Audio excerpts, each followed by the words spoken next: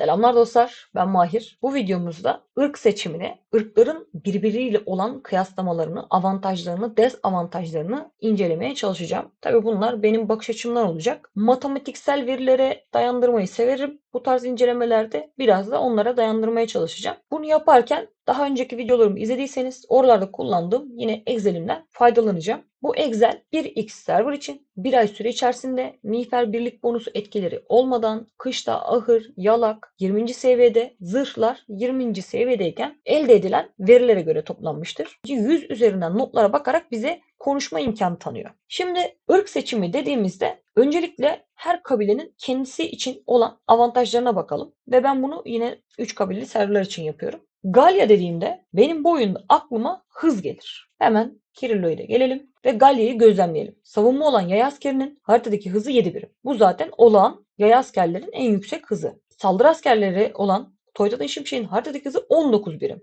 Bu hıza yaklaşan başka bir asker bu oyunda yok. Yağma için, saldırı için birebir bir askerdir. Druid savunma askeridir ve haritada 16 birim hızla hareket eder. Bu oyunda bu hıza erişebilen başka bir savunma askeri yok. Hedouan hem saldırıya hem savunmaya gidebilecek türde bir askerdir ve haritadaki kat ettiği hız 13 birimdir. Bu alandaki hibrit bu özelliğiyle bu hız başka bir askerde yok. Galya dendiğimizde bu oyunda bizim önümüze çıkan en büyük özellik hızdır. Cermen'e geldiğimizde bu alandaki en önemli yönü ise saldırı ordusudur. Hiçbir bonus ve birlik etkisi olmadan bir günde 891 tokmak sallayan yetiştirebilir ve sürekli ürettiği bu güçlü saldırı ordusunda sahada sıcak savaş içerisinde bulunabilmesidir. Ayrıca içecek fabrikası denen Cermenler özel bir fabrika sayesinde bu saldırı ordusuna %20 ek bonus kazandırabilir. Hemen şuraya gelelim. Saldırı notlarını sıralayalım. 100 üzerinden 100 azalan bu tokmak ordusu %20 bonusla birlikte 120 saldırı notuna ulaşabilir. Ona en yakın gördüğümüz ordunun saldırı notu ise 93. Böyle düşünün. Yani birim zamandaki eğitilecek en yüksek saldırı ordusu gücü dendiğinde akla gelen ordu tamamıyla Cermenlerdir. Cermenler bu planıyla öne çıkar. Romalılara geldiğimizde ise Romalıların ön plana çıkan yönü de kalitedir. Saldırı ordusu olarak eğittiğiniz Emperya'nın savunma notu gördüğünüz gibi 40 ve 25 olarak karşımıza çıkıyor. Saldırı askeri olarak eğittiğimiz Sezar'ın savunma notu 80 ve 105 olarak karşımıza çıkıyor.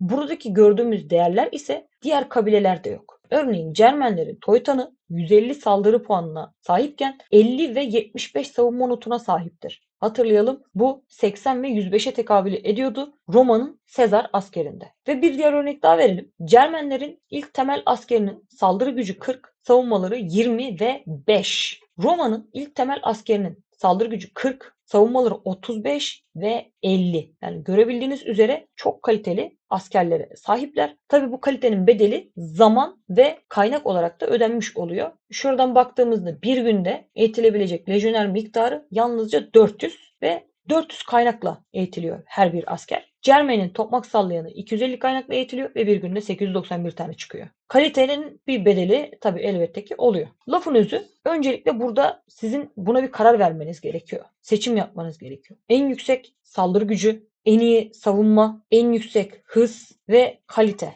Hibrit bir özellik. Hangisini tercih ediyorsunuz? Hangi size uyuyor? Irk seçiminde buna bakmanız gerekiyor. Ben yıllarca Cermen oynadım. Cermen'in dışında hiçbir kabileyle oynamadım. Bir defa Roma oynadım. Bir abimle birlikte ortak tek bir hesapta. Yani Roma'da ne kadar eğlendiğimi size anlatamam. İlk defa oynamıştım ama ne kadar eğlendiğimi anlatamam. Bunu şimdi neden söyledim? Alakası gelecek belki ama ırk seçiminde birazcık da alışkanlıkları bozmak gerekiyor. Diğer kabilelerin eğlenceli olduğu noktalar var.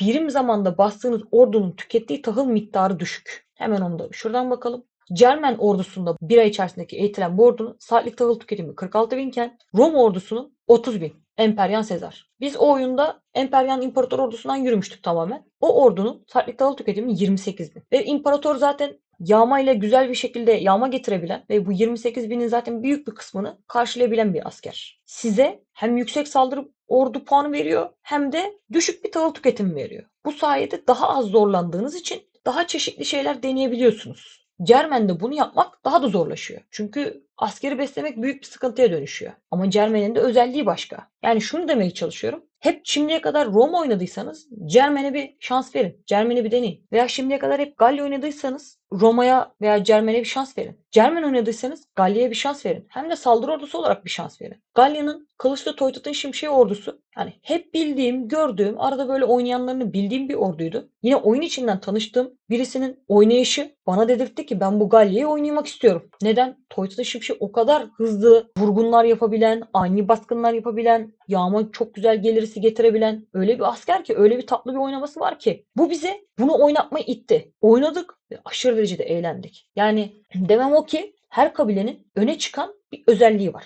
Sonuç olarak şöyle bir kabaca toparlayalım. Saldırı oynamak istiyorsunuz ve en yüksek saldırı gücünü elde etmek istiyorsunuz. Sürekli savunma kesmek istiyorsunuz. Tokmak Toyton ordusu sizin için biçilmiş kaftan. Bunu denemenizi tavsiye ederim. Saldırı ordusu oynamak istiyorsunuz ama bu orduyu büyütmek istiyorsunuz ve bunu çok zorlanmadan yapmak istiyorsunuz. Emperyan Sezar ordusu sizin için biçilmiş kaftan. Daha kolay besleyebilirsiniz. Saldırı oynamak istiyorsunuz ama yağmaya gidebilen, çok iyi yağma yapabilen bir ordu istiyorsunuz. Emperyan İmparator ya da Kılıçlı Toytat ordusu sizin için biçilmiş kaftan. Bunları bir deneyebilirsiniz. Gece vurgunları yapmak istiyorsunuz. Ani baskınlarla rakip askerlerini avlamak istiyorsunuz. Yine Emperyan İmparator, Kılıçlı Toytat orduları sizin için biçilmiş kaftan.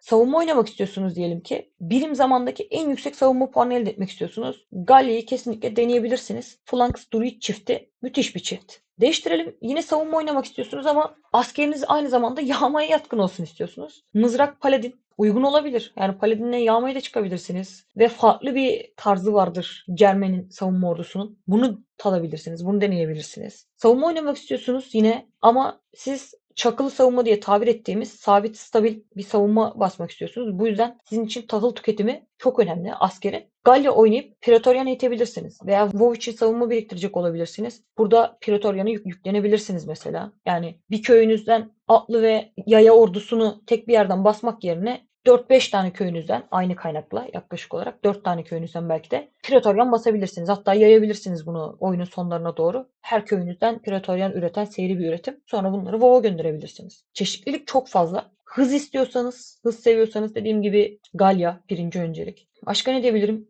Altınla çok oynamak istemiyorsunuzdur. Yani çok fazla altın harcamak istemiyorsunuzdur. Ama çok fazla sayıda köy atmak, köy geliştirmek istiyorsunuzdur. Kimisi çok köy atmayı seviyor. Yani bunun için de Roma'yı tercih edebilirsiniz. Hem içeriden hem dışarıdan bina yapabilme şansınız var. Bir köyü geliştirmeye başladığınızda yan köylerden aldığınız kaynaklarla birlikte, destekle birlikte hem içeriden hem dışarıdan köyünüzü kurup yükseltebilirsiniz. Erken dönem yağması için Cermenlerin Tokmak Toyton ordusunu tercih edebilirsiniz. Tokmakla yüklenir. Yağmayı tokmakla büyütmek ve askeri tokmakla büyütmeye hedeflersiniz oyun başında. Veya Galya'nın Kılıçlı Toytat ordusunu hedef edinip Toytat ile asker basmaya başlarsınız. Artı yaptığınız yağmayla sürekli Toytat, sürekli Toytat, sürekli ahır gelişimiyle birlikte ordunuzu Kılıçlı Toytat'a çevirebilirsiniz. Bu şekilde yani seçenekler çok fazla. Irk seçiminde en son söyleyebileceğim net bir şey varsa yeniliklere açık olmak sizin için eğlenceli olabilir. Kılıçlı Toytat ordusu da bastım, aşırı eğlendim. Emperyan İmparator ordusu da bastım, aşırı eğlendim. Tokmak Toyton ordusuyla aşırı eğlendim. Çok eğlenceli. Yani gerçekten çok öyle. Her birinin çünkü tadı başka. Her birinin eğlence tarzı